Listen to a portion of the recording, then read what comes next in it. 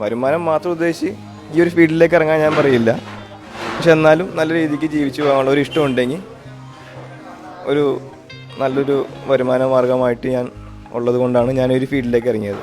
കറവക്കാരനാക്കുന്ന അവൻ എൻ്റെ കൂടെ ചെറുപ്പം മുതലേ സ്കൂളിൽ പഠിക്കുന്ന കാലം മുതൽ ഇവൻ ഈ തൊഴിലിനോട് ഭയങ്കര താല്പര്യമായിരുന്നു. അതുകൊണ്ട് ഞാൻ അവന് ആവശ്യത്തിന് വിദ്യാഭ്യാസം കൊടുക്കുകയും അതിനോടൊപ്പം തന്നെ അവൻ ഈ തൊഴിലിലേക്ക് വരുന്നതിന് ഞാൻ അവന് സപ്പോർട്ട് ചെയ്യുകയും ചെയ്തു.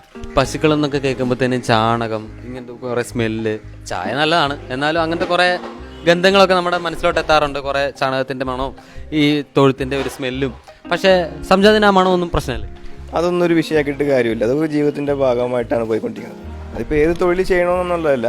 അതിപ്പോൾ ഒരു IT മേഖലയിൽ വർക്ക് ചെയ്യുന്നതാണ് ശരി, ഈ ഒരു ഫീൽഡിലാണ് ശരി, അതിൻ്റേതായ ബുദ്ധിമുട്ടുണ്ട്. എപ്പോഴേലും പശുവിനെ പേടിയുണ്ട്? പേടി ഇതുവരെ തോന്നിയിട്ടില്ല. എന്ന് വെച്ച് കഴിഞ്ഞാൽ പാരമ്പര്യമായിട്ട് പശുവുണ്ട്, പിന്നെ ഇതിനോടൊരു താല്പര്യമുള്ളത് കൊണ്ട് ഇതുവരെ ഇതൊരു പേടി തോന്നിയിട്ടില്ല എനിക്കിത്. ഈ ഫാമൊക്കെ ഇവിടെ തുടങ്ങിയിട്ട് എത്ര നാളായി?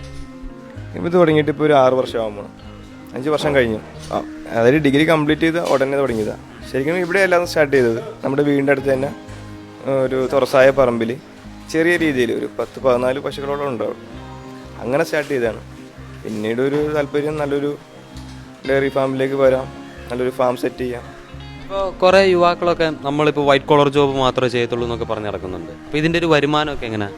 അങ്ങനെ വൈറ്റ് കോളർ ജോബ് എന്നുള്ള രീതി ഇപ്പോഴും മാറിക്കൊണ്ടിരിക്കുകയാണ്. പൊതുവേ ഒരു 4 വർഷം മുന്നേ വരെ എല്ലാവരും ആ ഒരു രീതിയിലാണ് പോയിക്കൊണ്ടിരിക്കുന്നത്.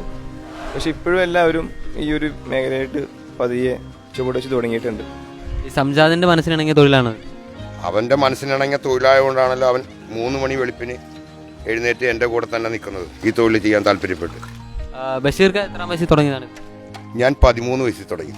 13 ഇപ്പം 52.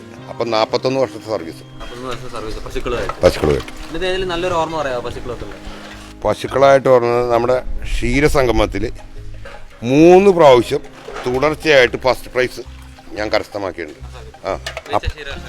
മികച്ച ക്ഷീര കർഷകന് മകനെ കിട്ടിയത്. ഇപ്പം ഞാൻ കന്നുകാലി പ്രദർശനത്തിൽ 3 പ്രാവശ്യം നമ്മുടെ ചിറ്റേത്തുകര ക്ഷീര സംഘത്തിലെ 3 പ്രാവശ്യം തുടർച്ചയായിട്ട് ഞാൻ വാങ്ങിച്ച.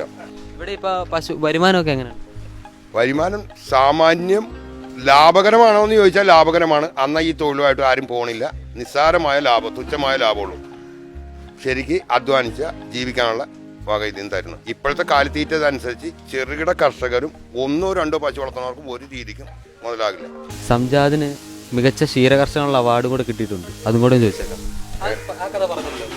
അത് ഏറ്റവും പ്രായം കുറഞ്ഞ യുവ കർഷകനുള്ള അവാർഡാണ് കിട്ടിയത്. എത്ര വയസ്സിലാണ്? ഇത്ര വയസ്സ് കഴിഞ്ഞ വർഷത്തില ഒരു കിട്ടിയത്.